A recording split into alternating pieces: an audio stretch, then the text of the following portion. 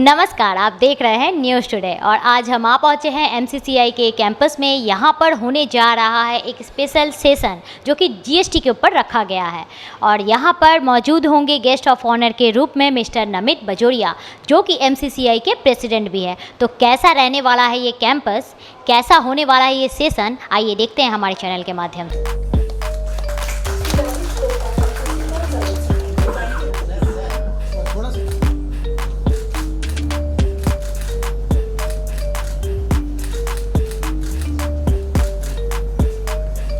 Good evening, and I take this opportunity to extend a warm and hearty welcome to you all at this special session on GST at the rate of six years, driving growth through tax reforms today. We are extremely grateful to Mr. Khalid Anwar, IAS Commissioner, State Tax Directorate of Commercial Tax, Government of West Bengal, for kindly accepting our invitation to address this session as a guest of honor. Thank you, sir. Mr. Anwar is no stranger to us. We have received kind support from him and his esteemed office all through. And in fact, we had the opportunity to speak to him in private and we were enjoying the conversation, but we had to break the conversation and come here because I requested to please continue this conversation in this forum. And I also take great pleasure to warmly welcome our Council Chairman, Mr. Sanjeev Kumar Kothari, Treasurer and Chairman Council on MSME, Mr. Munish Jhajaria, Chairman Council on Infrastructure and Real Estate, Mr. Lavesh Poddar, Chairman Council on Logistics, Transport and Shipping, and Mr. Siddharth Sawansukha, Chairman Council on Gems and Jewelry. We all know GST was introduced on 1st July 2017 with the mantra One Nation, One Tax, One Market, subsuming a large number of consumption taxes that previously existed in India, administered separately by the center and the states. The objective behind the implementation of the GST was to simplify business processes and tax administration and thus to create a win-win situation for all the stakeholders, the governments at the center or states and the taxpayers. With the introduction of GST, the country adopted a pan-India technology platform. The entire indirect tax compliance and reporting ecosystem witnessed a remarkable transformation that was unthinkable 6 years ago before the GST. For example, the robust unified e-way bill system for the intrastate movement of goods for the whole country introduced in 2018 facilitated dispensing with archaic checkposts, thereby reducing supply chain lead time and associated costs and better monitoring of tax compliances. The Chamber has been writing to the authorities regarding review and revision of GST rates on several occasions. We are happy to say that our recommendations were accorded priority on several occasions. The 50th meeting of the GST Council was held on 11th July 2023, and it is heartening to note that the GST Appellate Tribunal, which was pending for a long time, would be now constituted and expected to be effective from 1st August 2023. In this ever-changing scenario, we strongly believe that the remaining gap between the expectations and the progress so far can be addressed to further simplify the tax structure, which will in turn further enhance the ease of doing business index ranking. Thank you very much, sir. At this session, 4 council chairs will share their perspectives on the respective center. May we now request Sri Sanjeev Kothari, Treasurer and Chairman, MSME Council. Although MSMEs contribute significantly to the overall economy of the country, this sector continues to face certain constraints with respect to GST. I have tried to enumerate certain challenges faced by MSME sector-wise. MSMEs do not have adequate capacities, technology, workforce and cash flows to comply with this complex requirement of the law. Under GST for businesses engaged in stock transfers, the need for additional working capital arises due to tax instances. This is a challenge for SMEs who operate with small working capital. So real estate has an important part of industry in India. It is the second largest employer after agriculture. There are 270 allied industries which are dependent on the real estate sector. Since the imposition of GST in 2017, there have been lots of positive effects on the logistic industry, and more prominent ones are minimization of transportation time, trouble-free supply of goods, reduction in paperwork, improvement in warehousing system, decrease in corruption. Expiry of the way bill. The issue is causing huge problem for the transport sector. If the waybill is expired due to some clerical mistake and no information is received from the driver, who often lacks the skill set. So we as a gems and jewelry segment do not want too much from you, but thanks indeed that you have given a lot. Only few points that we could bring into your notice, that would be great enough. So, under the backdrop of industry's highlights and Mr. PM Narendra Modi's dream project, Make in India, Atmanirbhar Bharat and the Skill India development, MCCI would like to recommend the following points, if it can be considered. Reduction in the rate of the GST on gems and jewelry segment to 1.25%, which is at the moment 3. आपने कहा registration में delay हो रहा है। मुझे एक case ऐसा बताइए जहाँ डिले मुझे दिखाइए। देखिए एक बात बताओ कि आप हाइपोथेटिकल क्वेश्चन जब बनाते हैं तो इजी आप बना सकते हो। हमारे पास डिले होने का कोई सवाल ही नहीं है। I have to act within a specified time. Now see the interesting thing what we are doing, we all share our PAN. हम लोग सब शेयर करते हैं, कभी ना कभी किसी न किसी को पैन दे देते हैं, आधार दे देते हैं, कहीं ना कहीं जमा करते हैं। आपको पता है कि आपके पैन नंबर से भी कोई बंदा रजिस्ट्रेशन निकाल लिया होगा जीएसटी का, आपको पता है? आप नहीं जानते।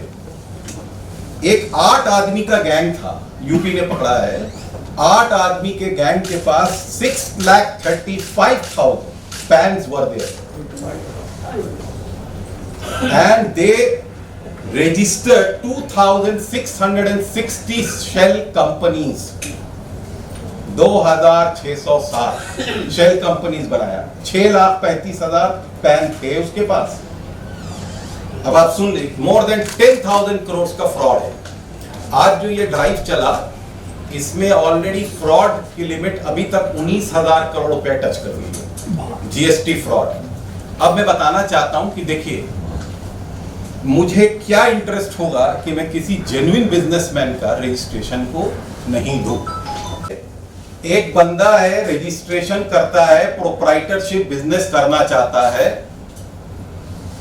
बैठा है कहीं गुजरात में या यूपी में या कहीं दिल्ली में। He wants to start a proprietorship business in Bengal. अब अच्छा क्या है, कोई लॉजिक है? अच्छा चलो ठीक है, मैं मानता हूं only one registration he has somewhere in Delhi or ना, ही हो सकता है, मैं नहीं बोलता हूं नहीं है।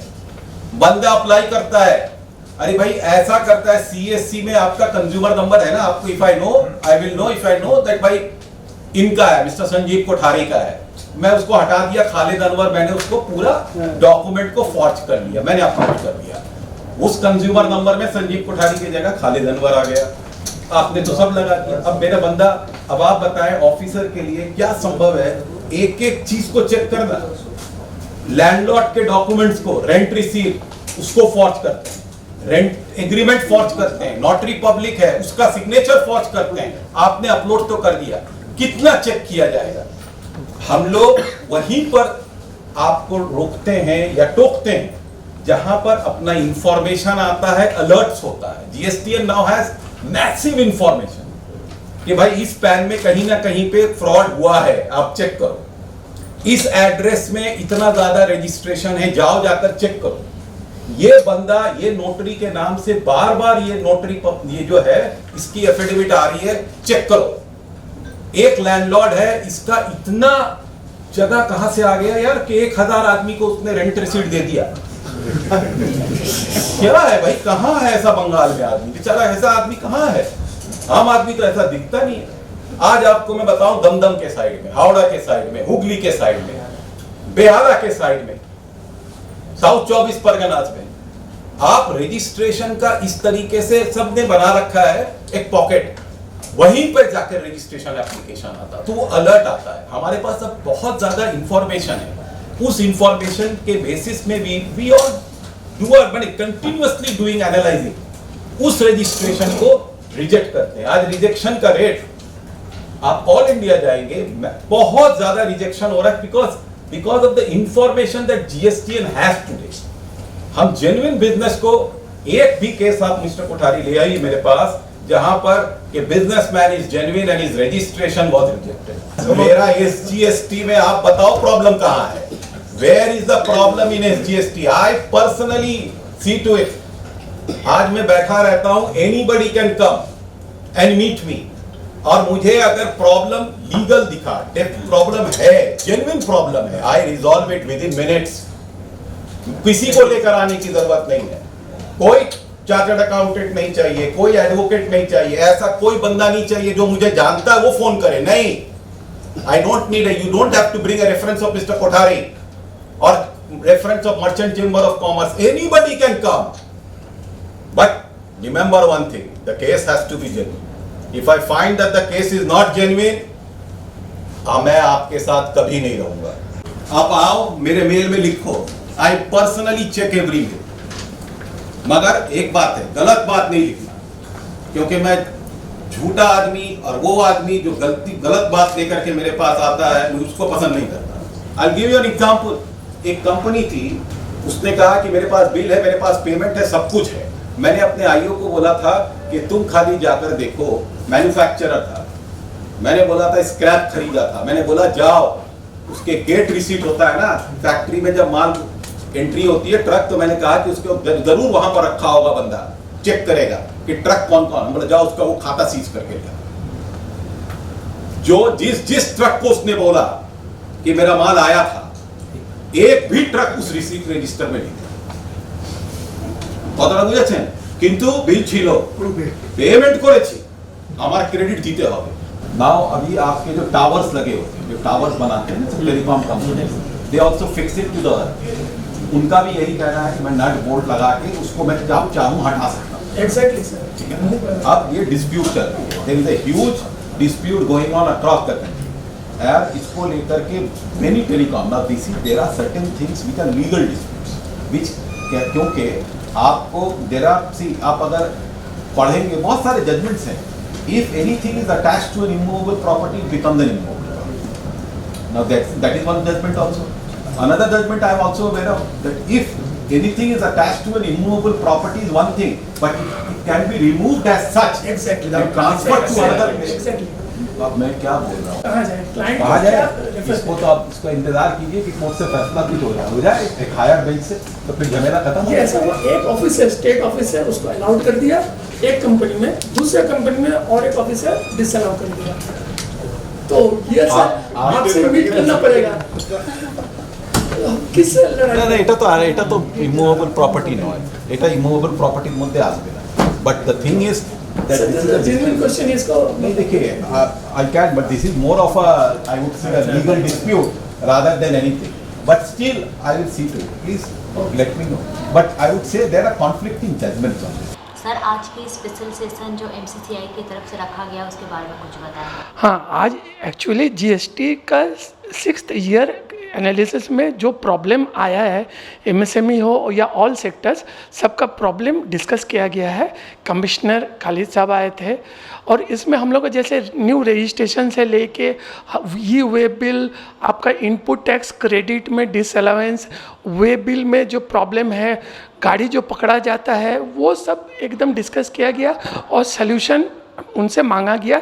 जो भी प्रॉब्लम्स है MSME या ऑल सेक्टर्स का, वो उसका जवाब मांगा गया, वो दे रहे हैं उनका.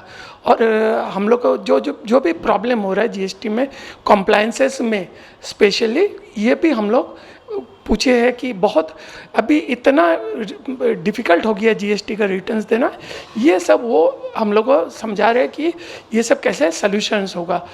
वहाँ जाके उनसे डिस्कस करके ही हम लोग ये सब सॉल्यूशंस कर सकते हैं. हम लोग मर्चेंट चैम्बर ऑफ कॉमर्स के तरफ से ये मीटिंग इसको ऑर्गेनाइज़ किए थे और अभी जो सॉल्यूशंस होगा आप लोग के पोर्टल में आ जाएगा. हम लोग सबसे इसको शेयर करेंगे. ओके. सुदीप मुखर्जी, मैं SM corporate tax management consultant से हूँ और विद द मेंबर्स ऑल्सो.